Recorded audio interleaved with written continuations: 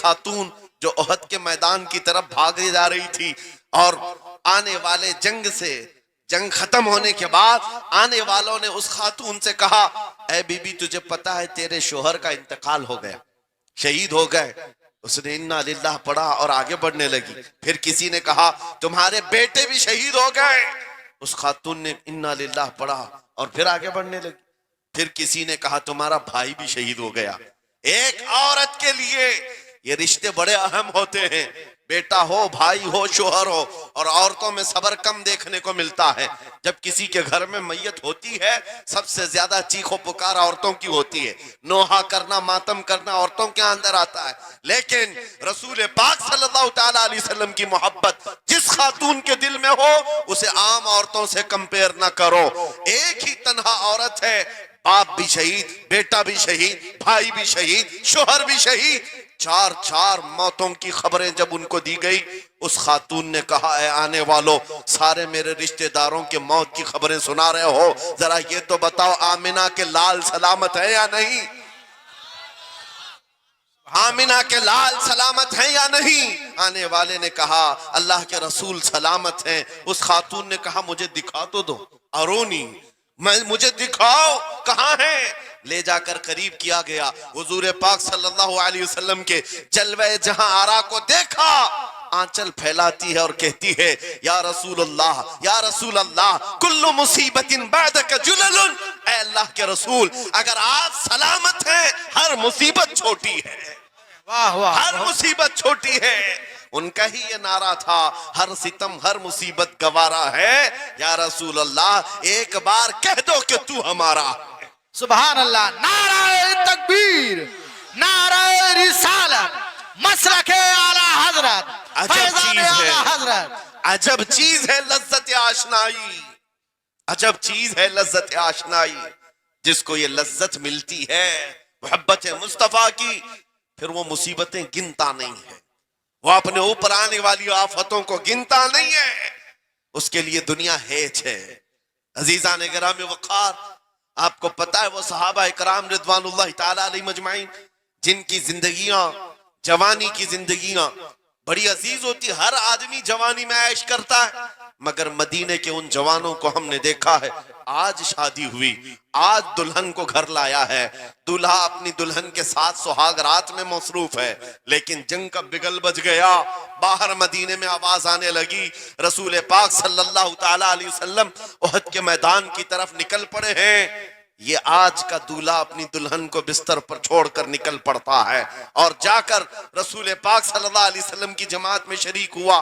جانتے ہو وہ خاتون بھی ایسی نہیں تھی کہ پیر پکڑ لے، کہاں سہاگن کو ابھاگن کیے جا رہے ہو، میرا کون ہوگا اس کے بعد، نہیں، خاتون نے کہا جاؤ اللہ حافظ، اگر سلامتی کے ساتھ آ گئے فخر سے غازی کی بیوی کہلاؤں گی، اور اگر شہید ہو گئے تب بھی فخر کروں گی کہ شہید کی بیوہ ہو۔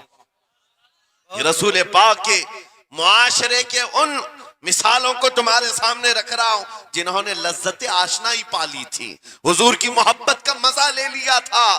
وہ صحابی رسول جوان دولہا میدان جنگ میں شریک ہو گیا، لیکن گھمسان کی جنگ میں شہید بھی ہو گیا۔ ایک رات کا دولہا شہید ہوا ہے جس کو اللہ کے فرشتوں نے غسل دیا تھا، حضرت حنظلہ غسیل الملائکہ۔ اور آپ کو پتا ہے ایک نوجوان جو کالے رنگ کے تھے، حضرت عبداللہ اسود ان کو کہا جاتا ہے، حضور کے پاس آئے، کہا شادی کرنا ہے، شادی کرنا ہے، عمر ہو گئی ہے۔ حضور پاک صلی اللہ تعالیٰ علیہ وسلم نے فرمایا کچھ ہے مہر دینے کے لیے، کچھ پیمال ہے؟ کہا کچھ ہے نہیں۔ کہا مہر کے لیے پیسے لے آؤ، شادی کرا دی جائے۔ اور اس کے بعد انہوں نے ادھر ادھر کیا، پھر حضور نے ہی ان کے لیے مال جمع کرنے کا انتظام کیا حضرت عثمان غنی کے ذریعے سے، ان کو مال دیا گیا، پیسہ دیا گیا، کہا جاؤ گھر کو بنا لو، سامان لے آؤ اور مہر کے پیسے جٹا لو، شادی کا سامان خریدو، مدینے کی انصار کی کسی بیٹی سے تمہارا نکاح ہو جائے گا۔ وہ نوجوان عبداللہ اسود غریب صحابی ہیں، غریب صحابی، اور کالے رنگ کے تھے، انہوں نے شادی کا سامان خریدنے کے لیے مال تو جٹا لیا، بازار میں تھے، اعلان ہو گیا اللہ کے رسول صلی اللہ علیہ وسلم جنگ میں تشریف لے جا رہے ہیں، اچانک مشرکین کا حملہ ہوا ہے۔ یہ جو نوجوان ہے شادی کا سامان خریدنے گیا تھا، جا کر گھوڑا خرید لیتا ہے اور ہتھیار خرید لیتا ہے، اور اس کے بعد جو زرہ ہوا کرتی تھی، لوہے کی ٹوپی، لوہے کا لباس، سب خرید لیا، اور جتنا من تھا جو کبھی نہیں پہنا تھا وہ سارے ہتھیار خرید لیے، اور سج سنور کر گھوڑے پر بیٹھ کر کے آ گیا۔ جب میدان جنگ میں صفیں لگ رہی تھی شریک ہو گئے۔ ان کو تو غریب صحابہ میں شمار کیا جاتا تھا، ان کے پاس کبھی کوئی ہتھیار نہیں تھا، نہ کوئی تلوار، نہ کوئی ٹوپی، نہ کوئی گھوڑا۔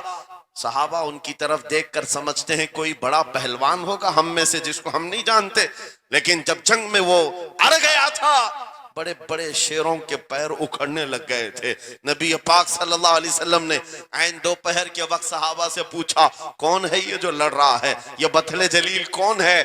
یہ چہرہ بھی چھپا ہوا ہے، پوری لوہے کی ٹوپی پہنا ہوا ہے، پورا جسم بھی چھپا ہوا ہے، قیمتی لباس ہے اس کے اوپر۔ صحابہ ادھر سے ادھر سے دیکھ رہے ہیں، کہا ہم میں سے تو نہیں ہے، یہ کوئی باہر سے آیا ہوا لگتا ہے۔ حضور مسکرا کر کہتے ہیں میرا عبداللہ اسود ہے، جس کو شادی کے پیسے دیے تھے، جا کر اس نے جنگ کا سامان خرید لیا ہے۔ اور حضور پاک دیکھ کر مسکرانے لگے۔ شام سے پہلے اسی عبداللہ اسود کی شہادت بھی ہو گئی، وہ شہید ہو گئے میدان جنگ میں۔ جانتے ہو نبی کریم صلی اللہ تعالی علیہ وسلم خود چل کر تشریف لائے اور ان کے سر سے زرہ اتاری، ٹوپی اتاری، خود کو اتارا اور اپنی گود میں ان کا سر رکھا، ان کے چہرے سے مٹی کو صاف کیا۔ صحابہ کہتے ہیں اس قسمت پر قربان جائے، حضور کی گود میں ان کا سر دیکھ کر کے ہمیں رشک ہونے لگا۔ پھر حضور فرماتے ہیں من المؤمنین رجال صدقوا ما عاہدوا اللہ علیہ، مومنین میں سے کچھ بندے ایسے ہیں جنہوں نے اللہ سے کیا ہوا وعدہ پورا کر دیا ہے۔ میرے عزیزو یہ کٹ گئے، ختم ہو گئے، اپنے آپ کو فنا کر دیا۔ کون سی چیز تھی جو انہیں میدان میں لے آتی تھی؟ کون سی چیز تھی جو انہیں بستر سے اٹھا لاتی تھی؟ کون سی چیز تھی جو بازار میں شادی کے سامان خریدنے سے بدل کر وہ ہتھیار خریدنے پر آ جائیں؟ ارے جنگ میں جانا کوئی کرکٹ اور فٹ بال کا میدان نہیں ہے، ہتھیلی میں جان لے کر کے جانا ہے۔ اچھے اچھوں کے حالات خراب ہو جاتے ہیں، ایک ڈنڈا دیکھ لیں، لیکن وہ نبی پاک صلی اللہ علیہ وسلم کے ساتھ ایسے نکل پڑتے تھے جیسے لگتا ہے روز کا کام ہے۔ یہ کون سی چیز ہے جو انہیں لاتی تھی؟ وہی اقبال کہتا ہے عجب چیز ہے لذت آشنائی، عجب چیز ہے لذت آشنائی۔ بدر کے میدان میں حضور جا رہے تھے، ایک گھر میں رات کو لڑائی چل رہی ہے، کس کے درمیان؟ باپ اور بیٹے کے درمیان۔ باپ بوڑھے ہو گئے ہیں، بیٹا لڑ رہا ہے، ابا آپ نہیں جائیں گے، آپ گھر میں رہیں گے، میں جاؤں گا۔ باپ کہتے ہیں نہیں بیٹا تو گھر سنبھال، میں جاتا ہوں، میری عمر ہو گئی ہے، میں جاؤں گا حضور کے ساتھ۔ تکرار اتنی بڑھ گئی کہ انہوں نے قرآن اندازی کی، چٹی ڈالیں گے جس کا نام نکلے گا وہ جائے گا۔ قرآن اندازی ہوئی 3 بار بھی ہوئی تو بیٹے کا ہی نام نکلا۔ باپ نے کہا مجھے نہیں چاہیے یہ تیری قرآن اندازی، میں حضور کے پاس لے چلتا، میں حضور کے پاس جاؤں گا۔ عجب چیز ہے لذت آشنائی، حضور کے ساتھ جانے کا جذبہ کیسا تھا۔ ارے وہ قرآن اندازی کر رہے ہیں اپنے آپ کو قربان کرنے کے لیے، کوئی مٹھائی کی تقسیم نہیں ہو رہی تھی کہ جا کر کے مٹھائی ایک لڈو لے آئیں گے، وہ جنگ کے میدان میں جانے کے لیے قرآن اندازی کر رہے ہیں۔ باپ بیٹے کی تکرار، پھر آئے بارگاہ مصطفیٰ میں، دونوں نے دلیلیں رکھی۔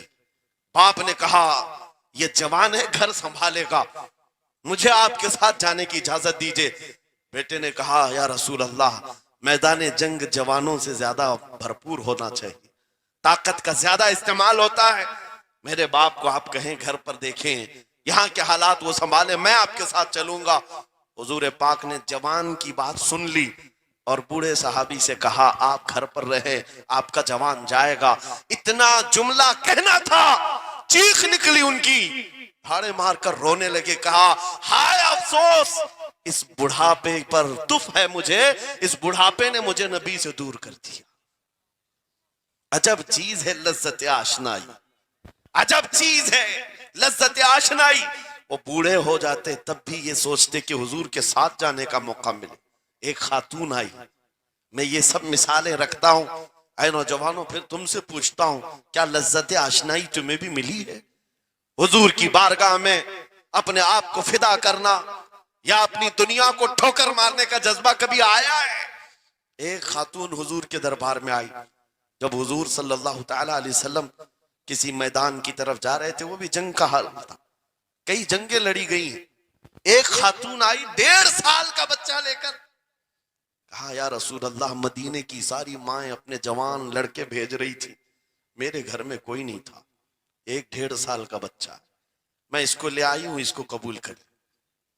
توجہ،